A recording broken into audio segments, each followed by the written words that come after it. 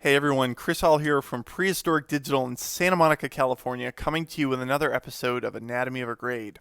Today I want to do something a little bit different and take a look at more of a grading concept as opposed to a specific grading technique. And it's the idea of maintaining a consistent look across an entire piece. So I've got two red shots with me today. They're both from the feature film The Scribbler, directed by John Suits and shot by cinematographer Mark Putnam. This film is going to be released later this year, and the film is a sci-fi graphic novel adaptation, so it's got a very stylized feel to the entire piece. And I've got two shots with me. Here's shot number one. This is the one we're actually going to grade and look at. And you can see our lead actress is here. She's got some kind of contraption hooked up to her. I won't give away any of the plot. But she's in this dark room. She's got a little warm lamplight on her, and we've got some different tones playing here across the wall and on the back of her head here. It's a very good looking image. And if we were just to color correct this, and I've done just a simple single primary grade on it, this is what we kind of get. This is adding a little more contrast and just kind of boosting the colors just a bit. And it looks pretty good. It's a pretty good simple grade. But the question is this the right grade for the piece? Oftentimes when you're grading, you can make something look better, but just because you can make it look better, it doesn't mean it's right for the film or the piece.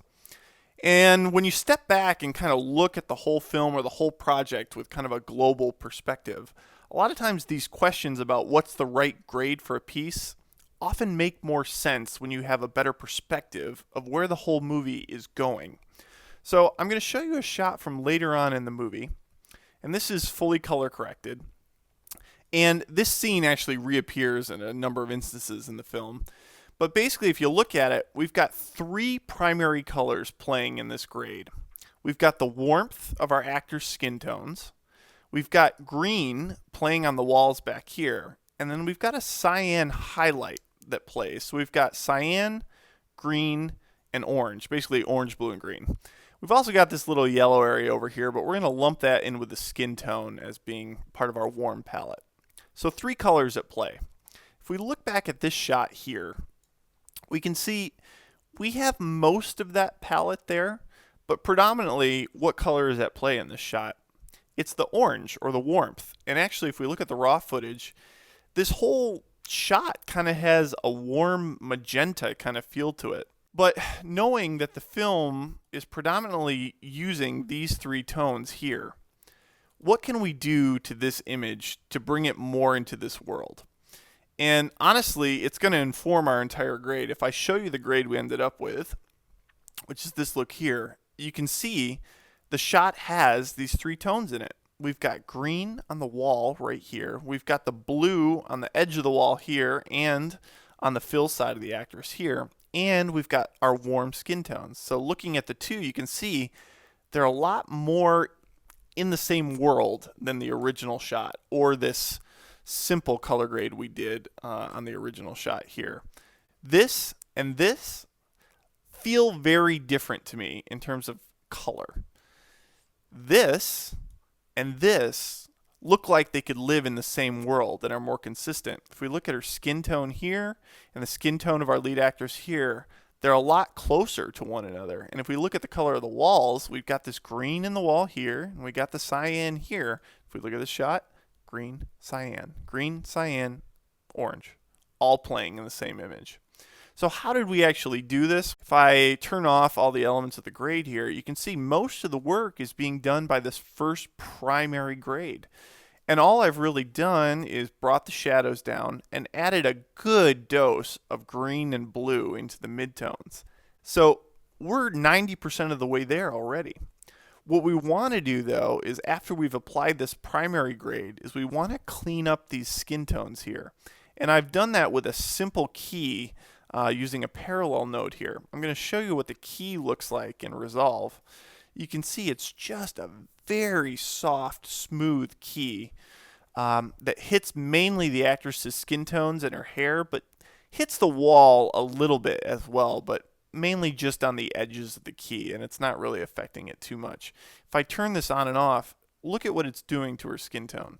It's bringing it into that warmer red-orange palette that the skin tones exist in here.